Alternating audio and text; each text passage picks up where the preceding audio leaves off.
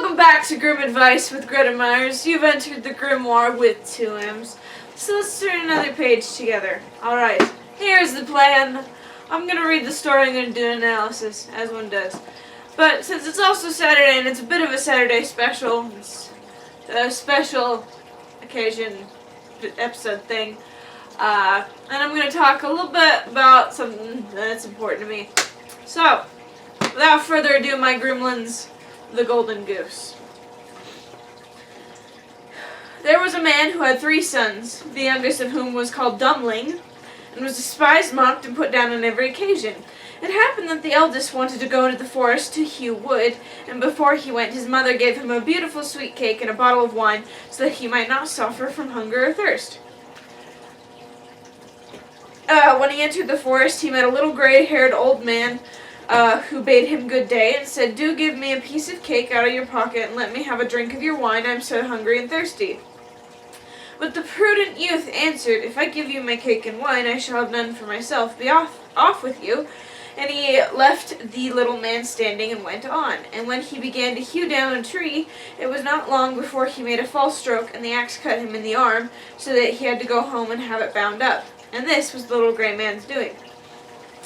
After this, the second son went into the forest, and his mother gave him, like the eldest, a cake and a bottle of wine.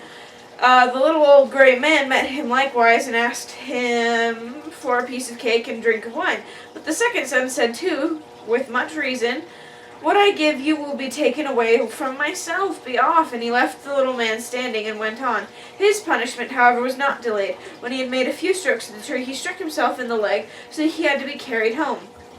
Then Dumbling said, "Father, do let me go and cut wood." The father answered, "Your brothers have hurt themselves by it. Leave it alone. You do not understand anything about it." But Dumbling begged so long that at last he said, "Just go then. You will be wiser. You will get wiser by hurting yourself." And his mother gave him a cake made with water and baked in the cinders, and with a bottle of sour beer. When he came to the forest, the little old gray man met him likewise, and greeting him, said, "Give me a piece of your cake and a drink of your bottle. I am so hungry and thirsty."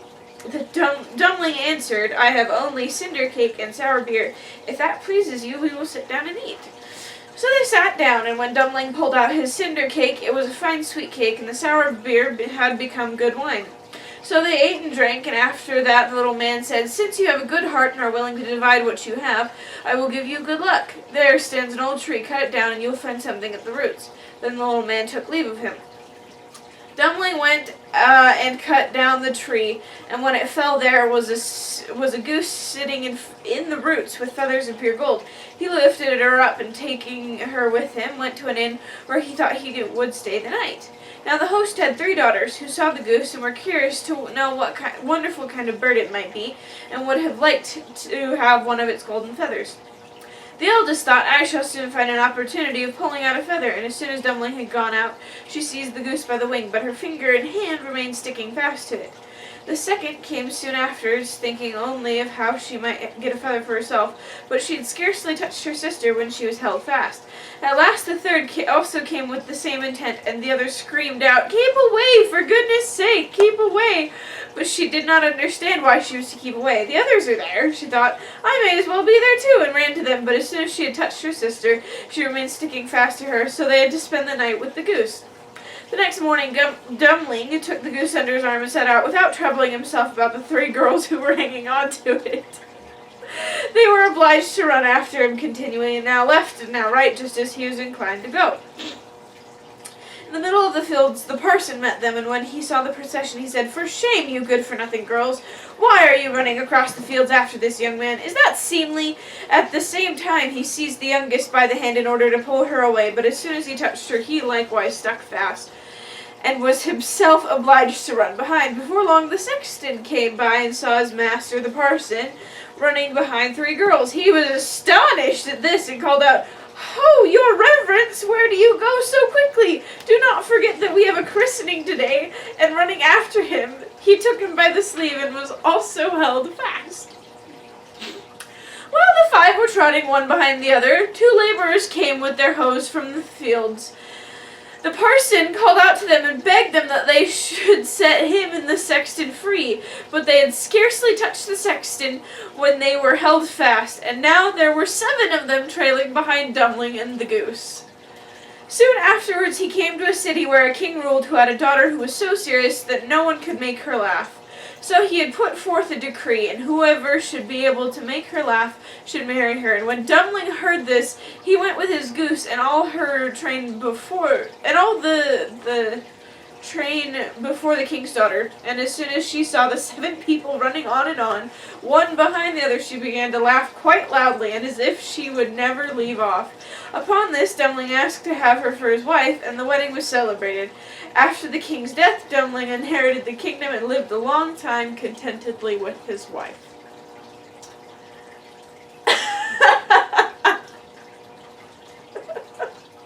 That was great. That was great. I enjoyed that.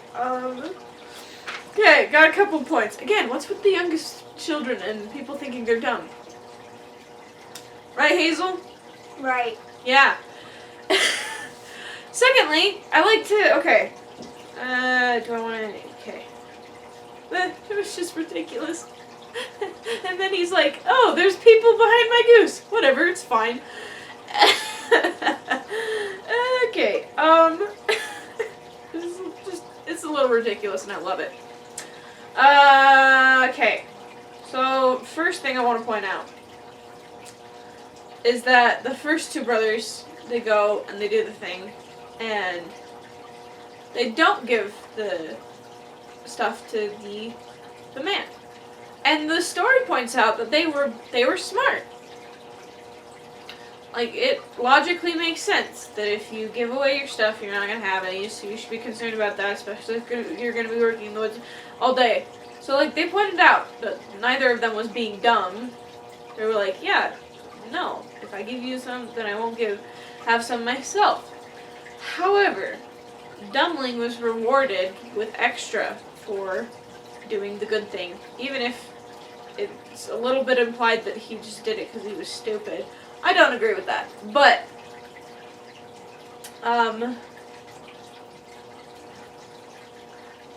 yeah.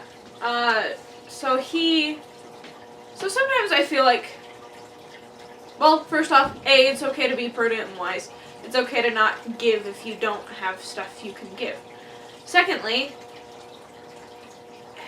you will be, that's that whole idea, if you do good, good things happen to you.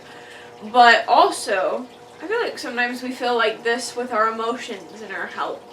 Like, or like our love or time and attention, like all these concepts. It's like, well, if I give you this, if I do this for you or with you, it's going to take away from me. But in reality, or like it's going to deplete my energy or what. But in reality, a lot of the times, the more we do for people, within reason, granted, within reason, if you're really sick or really struggling, don't go out and specifically try to give your time and attention away. Like, take care of yourself. But if we are able to, if we help people, spend time with people, we end up getting rewarded in the end, like Dumpling did with it was no longer sour beer or whatever. You know, secondly, I want to see something that, next, rather. I want to say something about what the dad said, like, just kind of offhandedly. It's like, whatever, you're dumb. It says, your brothers have hurt themselves by it, leave it alone. You don't understand anything by it. And then he's like, just go then, you will get wiser by hurting yourself. Like, he was kind of like flippant. He's like, whatever, just go, I don't care. Hurt yourself, but I don't care about it. Just go away, you know? Like, he's like, whatever, you'll learn. However, that's how people learn. You gotta make mistakes to learn. You gotta... Sometimes learning and growing really, really sucks and hurts. But you gotta do it. And it's just fine to hurt like that. You know? Like, getting hurt and making a mistake, that's okay. That's valid. Especially if that's the way your brain works for you to need to learn a lesson. Like, that's fine. Making mistakes is okay. Yeah. It's hard. No, don't get me wrong. It's hard and it sucks and everyone wants to avoid making mistakes. However, if you learn from them and you grow from them and your hurt does make you wiser, like this dad just kind of flippantly threw out there, no, yeah, that's a good thing. Sometimes it's better to make a mistake and learn from it than to never make a mistake at all, you know? Because, yeah. Alright. Okay. Now, on to the special Saturday special part thing. Alright. Come on, Hazel. She wanted to show you her outfit. She dressed up to the nines today in patriotism and sprayed her hair and all that. I mean, I wore red and blue and I have a white scrunchie, but it's whatever. So I wanted to talk about freedom, you know, because that's what this Saturday is all about for a lot of people, and freedom is important. I want to talk about a specific kind of freedom. It's the freedom of speech, religion, press. The First Amendment, basically, right? That's the first one. Anyways. See, and it applies to Grimm fairy tales because that's the world the Grimm brothers were trying to create. Is this one where they were free and they had rights. And living in a world where that's a lot more possible now, it's pretty cool. So being able to read these Grimm fairy tales, which inspire a lot of people and just they're fun to read, they're nice, they're fun, you can pull morals from out of them, they're important literature, and can you just imagine a world without fairy tales? I mean, I can, it would be awful, but, yeah, freedom, especially of thoughts and ideas, is so important. I can't begin to stress how important it is. And I mean, I know that there would be a lot less books in the world if there was not freedom of speech and press and all that. And so I'm grateful for that. I'm grateful for these Grimm fairy tales and the fact that I can read them and analyze them, and it's a good time. Yeah.